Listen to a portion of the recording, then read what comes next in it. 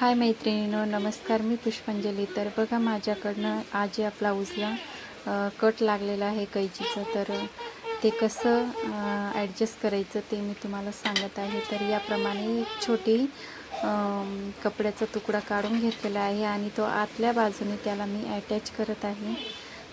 टीप थोडी बारीक करून घ्यायची, म्हणजे दोनची करायची आणि याप्रमाणे त्याला टीप टाकून घ्यायचं. आणि बघा, हे तयार झालेलं आहे आणि जे कट लागलेले आहे ते पण दिसत नाही, पूर्णपणे हे झालेलं आहे, भरून गेलेले आहे.